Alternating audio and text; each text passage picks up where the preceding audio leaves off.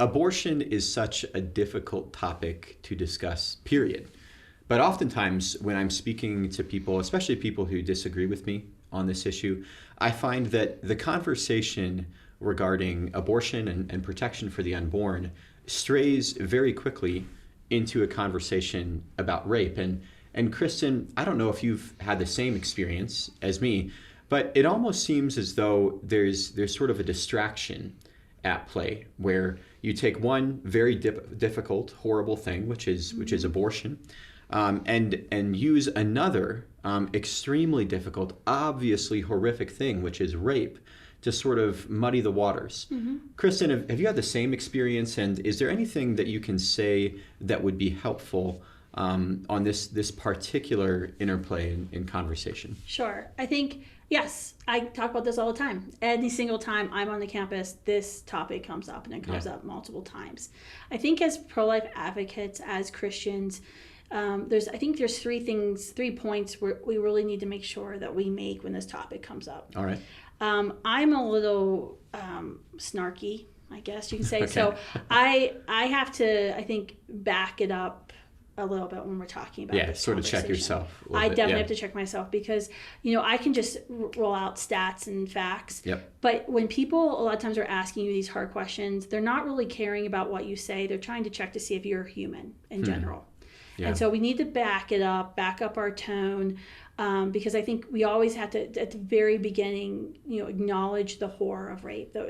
I can think of nothing worse to happen to my daughter, to myself, my sister, than rape. And that as Christians, as believers, as just good human people in general, we should be there fighting alongside her throughout the entire recovery process as she is enduring what happened and reliving what's happening. Because, I think sometimes we think that, just have an abortion, like that's going to solve rape. It doesn't make it all better. It doesn't make it all better. That's and right. The fact is, only 5% of women who are sexually assaulted become pregnant, and 50% of those women don't choose abortion. So it's not like that is 100% of every time a woman's raped, she can have an abortion and that nothing bad will ever happen to her again. But our help does have a limit. I'm willing to do and I should be willing to do everything I can for her, but I can't take that step to end the life of an innocent other for her. That's right. And I think we need to start out there.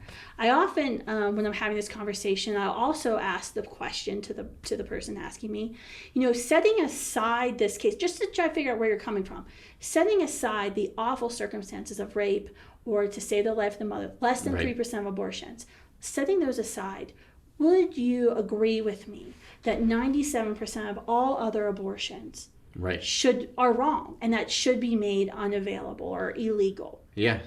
I have never once had anyone who is making the argument of what about cases of rape, when I say let's set that aside, agree with me that the 97 other percent should be banned or made illegal or unthinkable. And I think I always bring that up and I say, I have a problem then, because what you've just done is you've exploited the horror of rape. Wow. That another woman has endured in order to justify an extremist belief that in 100% of cases, a woman should be able to choose abortion for any reason. Yeah, so you see right there that it is oftentimes the case that rape is used sort of, in a kind of smoke and mirrors fashion to cloud the conversation. Use 3% of the cases as if they were sort of directly applicable to 100% instances of abortion. And I like what you said at the start there, Kristan, as well, that from the beginning, we need to check ourselves and acknowledge the horror that is rape. That's right. Nobody would ever want their mother, their sister, their wife, anyone who they know to undergo this horrible thing. But once again, we don't want to add evil for evil. That's right. To meet the evil which is rape with something that's going to make the situation even worse. That's right. punishing an unborn child, oftentimes for the sins of the father. That's right.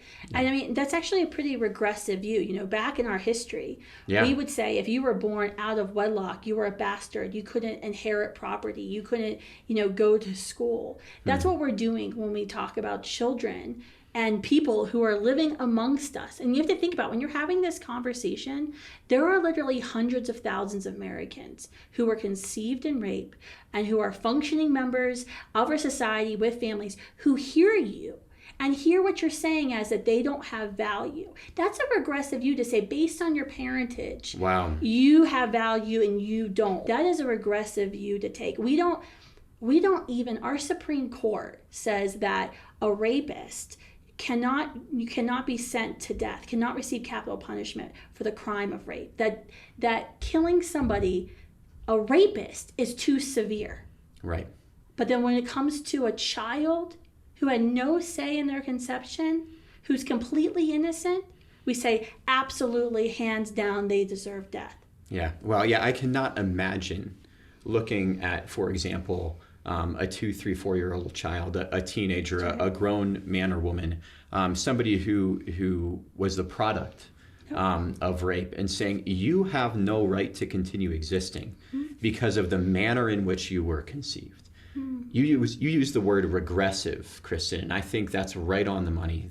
That's once again, to punish a child, to punish an unborn baby because of the manner in which they were brought into the world. How arbitrary, how heartless, how cruel, how like we said, so many times here, doing that, engaging in abortion for that reason is once again to add evil to evil and only to make the problem worse. And we see here once again, like I'm sure you've read Ryan Anderson's book, abortion not solving any problems, but making everything worse. And it is for that reason that rape is not an acceptable justification for abortion, but rather something that's bad in and of itself, that should constitute a reason for our compassion. Kristan, thank you for your the thoughts that you've given us on this topic. And once again, as always, we encourage everyone who's watching these videos to throw their weight into the pro-life cause and to help us to build a culture of life in our society.